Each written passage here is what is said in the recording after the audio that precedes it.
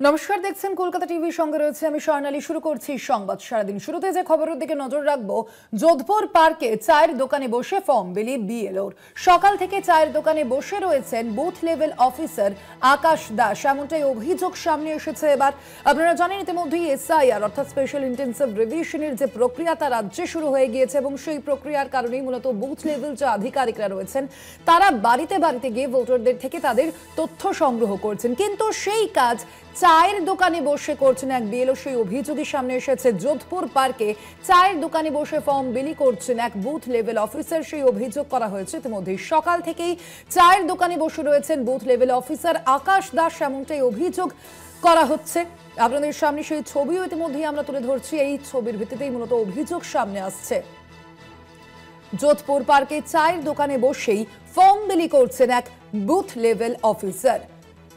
Special intensive রিভিশনের যে প্রক্রিয়া সেই প্রক্রিয়া ইতিমধ্যেই শুরু হয়েছে। আজ মূলত এর তৃতীয় দিন। বিএলওরা মূলত প্রত্যেকের বাড়িতে বাড়িতে গিয়ে তাদের থেকে বিভিন্ন তথ্য জানতে চাইছেন, তথ্য সংগ্রহ করছেন, আর তারই মাঝে এই অভিযোগ।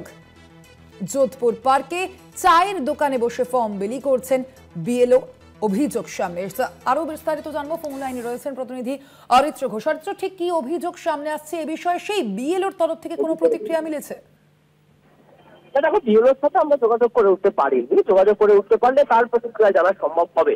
কিন্তু যে ঘটনাটি গতকাল ঘটে রাজবাড়ী বিধানসভার 230 নম্বর পার্টে যোধপুর পার্কে চায়ের দোকানে বসে ইনুমারেশন ফর্ম যেটা বলা হচ্ছে সেই ফর্ম বিলি করছিলেন বিএলও।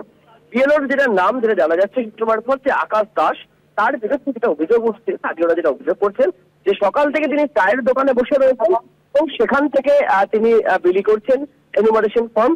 কিন্তু বিএলও যেটা পাল্টা দাবি, তিনি যেটা গতকালকে দাবি করেছিলেন, স্থানীয় সূত্রে খবর, যে বাড়ির ভিতরে গেলে অনেক সময় নেটওয়ার্কের সমস্যা হচ্ছে, বিভিন্ন ডকুমেন্ট স্ক্যান করা যাচ্ছে না, তাই তিনি উন্মুক্ত জায়গায় বা ফাঁকা জায়গায় চায়ের দোকানে বসে এই ফর্ম বিলি করছেন।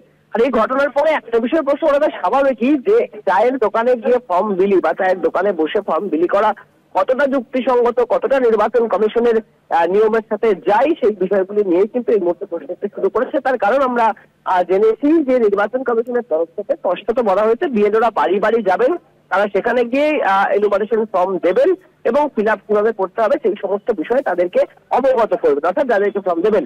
সেই জায়গায় দাঁড়িয়ে থেকে এহেন ঘটনা কেন 230 নম্বর পার্ক রাজবাড়ী বিধানসভা যোধপুর পার্কে ঘটলো সেই নিয়ে কিছু প্রশ্ন উঠছে। যদিও নির্বাচন কমিশনের তরফ থেকে এই বিষয়ে এখনো কিছু স্পষ্ট বলা হয়নি বা যার বিরুদ্ধে অভিযোগ বিএলও তিনিও বিষয়ে কিন্তু স্পষ্টভাবে কোনো মুখ খোলেননি।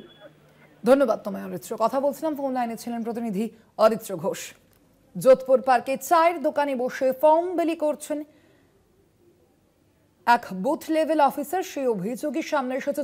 যদিও সেই বিএলওর তরফ থেকে দাবি করা হচ্ছে যে বিভিন্ন বাড়িতে নেটওয়ার্ক নেই, সেই কারণে ফর্ম পূরণের সমস্যা হচ্ছে, স্ক্যানের সমস্যা হচ্ছে এবং সেই কারণেই মূলত চায়ের দোকানে বসে এই ফর্ম ফিল আপের ঘটনা। যদিও এই বিষয়ে নির্বাচন কমিশনের যে নিয়ম লঙ্ঘন হচ্ছে সেই বিষয়টাও কিন্তু অভিযোগ করা হচ্ছে স্থানীয়দের তরফ থেকে।